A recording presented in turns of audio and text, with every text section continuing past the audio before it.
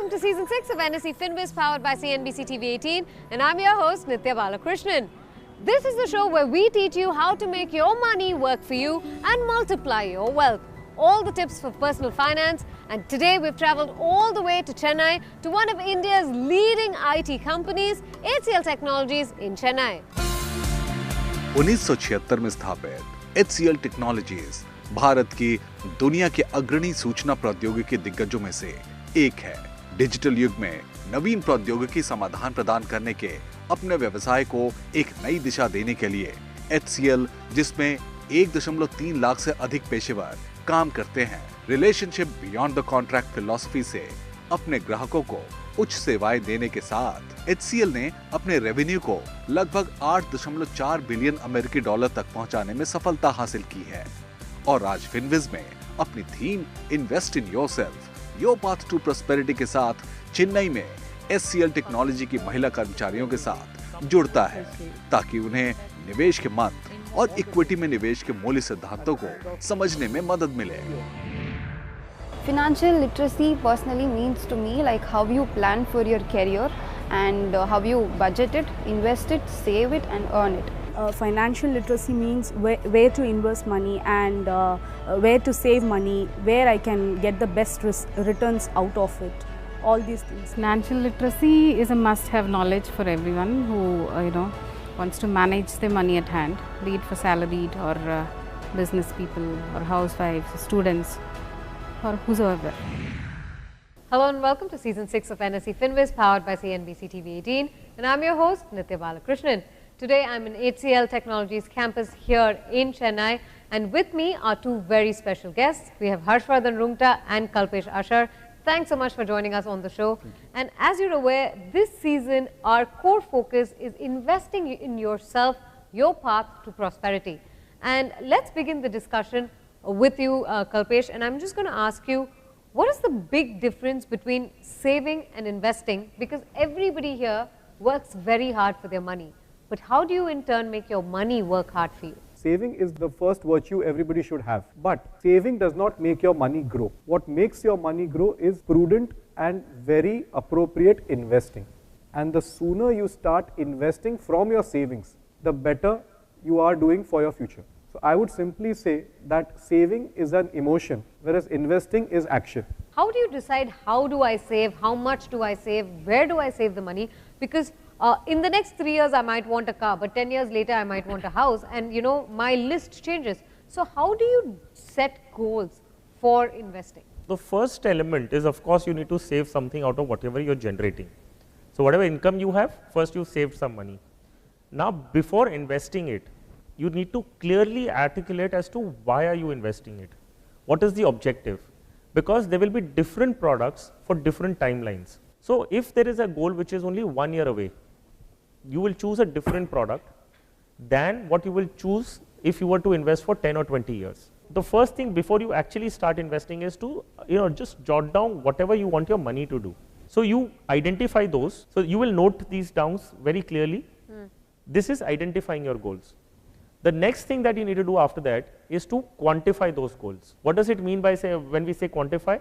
I want to buy a television after 1 year which is likely to cost about 50,000 rupees or 1 lakh rupees.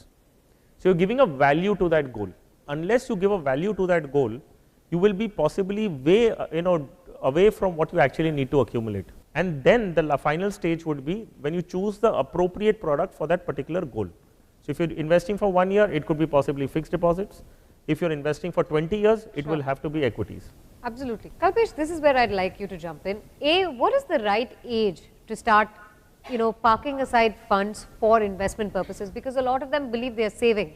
And talk to us about where are some of the asset classes that you could be parking funds at? I think the moment you earn your first salary should be the time your investment should commence. And there should be no looking back. And it should be a progression. So if you say that from your first salary, if you decide to put in 5% as a token, because you want to enjoy it, give it to your parents, whatever you want to do with your first salary, it's your first earned salary. Set aside 5%, but then there should be a progression towards investments. If you have age and time on your hand, many of your long-term goals will be met very easily. And when I say very easily, it means that it is affordable, you are continuing with the lifestyle which you want to, and there will not be a strain on the existing lifestyle whilst attaining those goals.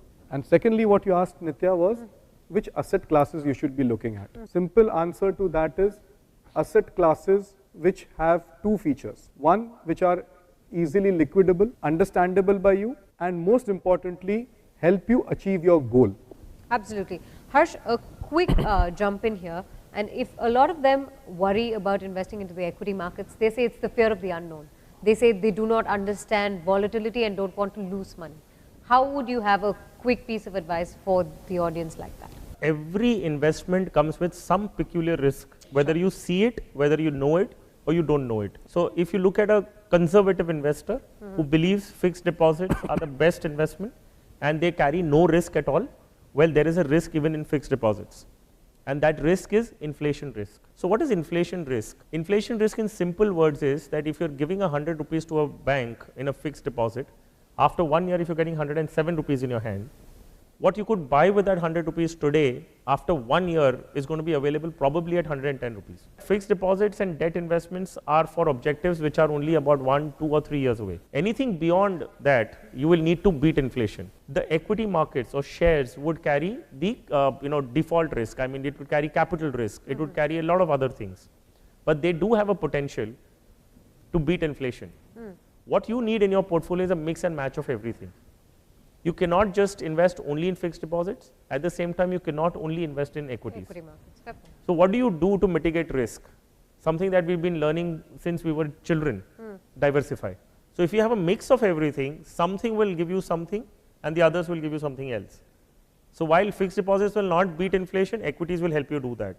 Fixed deposits will give you capital safety in that sense, and equities could be volatile in that bracket. All right, thank you for that. And on that note, it's time to slip into a quick break right here on this show. But stay tuned, because when we come back, tips on how to invest financially and make your money multiply.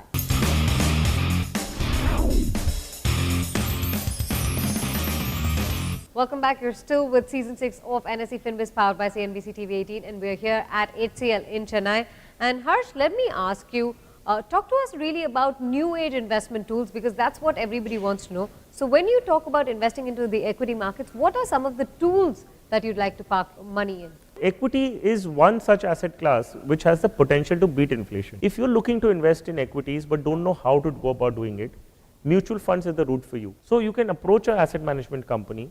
They offer all kind of products for all investor types. The question is, you have to identify what is your risk profile, basis on which you select a particular scheme of that fund house and you start investing your money with them.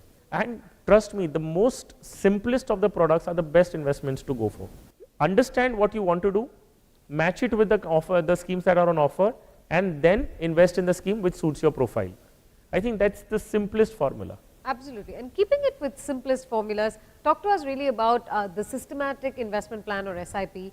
And a lot of people here really want to understand more about SIPs and how to go about investing in them. So SIPs, I think, is the way which disciplines your investment. Here it is going into the right investment, but in a slow and gradual manner, and you don't even realize it, that it's moving from your bank account to the right desired investment or the mutual fund which you've marked it on to. Now, how do you do that? Now, when you say doing a SIP, it starts with as low as rupees 500. That 500 rupees can go up to any amount which, as per your cash flow, as per your income, is suitable for you. And it is not necessary it goes into one particular fund only. So you can have multiple SIPs. You can have 3, 4, 5 SIPs going into various funds. And what do those funds do? They have different characteristics. So if one fund is for your fixed income, that's where the security, so-called, little bit of more security is there. Then something in a balanced fund, which is a mix of equity and debt. Then you have the large cap segment. Then you have the mid cap and the small cap segment. So hypothetically, your 1,000 rupees is going everywhere across the entire market categorization. And ultimately, how much is it going? 5,000 rupees. So if that 5,000 rupees is, say, 10% of your monthly income, and you've always budgeted for it, it's not going to give you sleepless nights. So SIP is the best way to get into the mutual fund space. Decide how much amount you want. Start with a small amount. Start into a fund which is not risky. So that is very important. Don't go into the mid cap and the small cap segment in mutual funds, which is risky and which gives high returns and high falls also. Start with a balanced fund, start with a debt fund also, just to wet your feet, see how it is. So SIP is the way to go forward. Harsh, is insurance an investment at all? And if so or if not, what is the kind of insurance that everybody should mandatorily have, and the best way to go ahead and... Ideally, investments and insurance should not be merged, should not be clubbed together. Insurance is a mechanism which is to provide for any unforeseen events, and you should just pay a premium, and if something happens, the policy covers you towards those losses. If nothing happens, you just bid your money goodbye. I mean, you don't really expect anything back from an insurance policy. The ideal way to insure yourself in life insurance is term plans.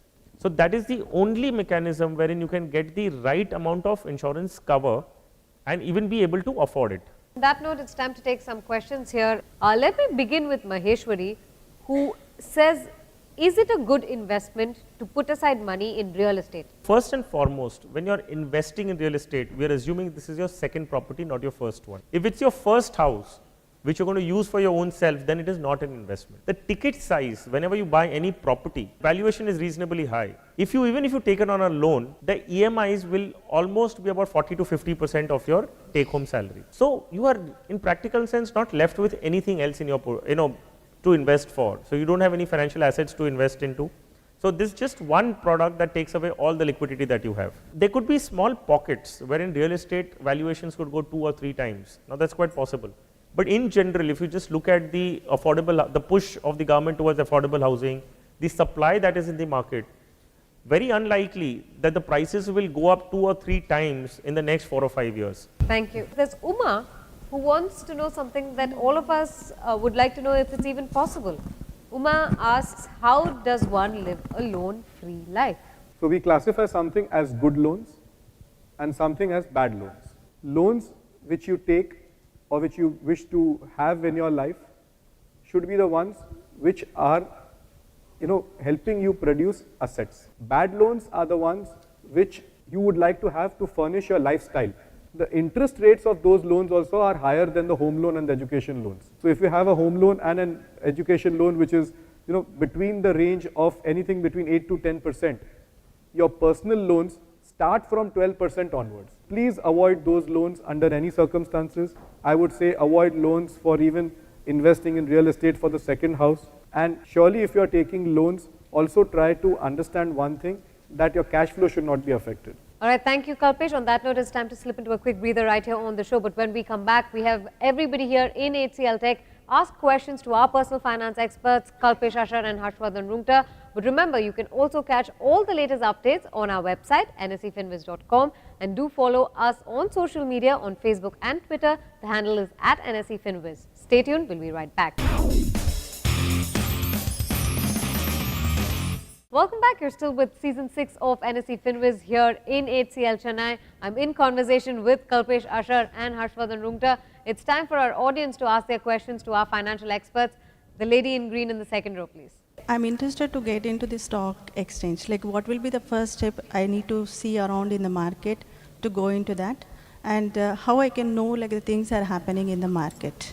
The first step would be to start looking at schemes that are being offered by mutual funds. As I said, being a first time investor, it's always better to go through experts, and mutual funds are those asset management companies. You have to pick up a scheme that suits your profile. So if you're planning to invest in equities, my suggestion to you is that you pick up an index fund to begin with. If you pick up an index fund, what you're eventually doing is that you're investing into the shares in the same proportion as they're forming a part of the index. So we pick up the Nifty, the NSE Nifty. So Nifty is an index of the National Stock Exchange. It comprises of 50 companies which are forming a part of that Nifty basket. The 50 large companies of the country. One of the best names that you would look around, those companies form a part of Nifty. Now, when you are investing your money in this Nifty fund, you are eventually investing in those 50 companies in the same ratio as they are forming a part of the index. If the markets have gone up, you have made money. If the markets have gone down, you have lost money for the day. The other advantages is that the fund management charge of an index fund is very low as compared to other different schemes, the actively managed funds that we are talking about.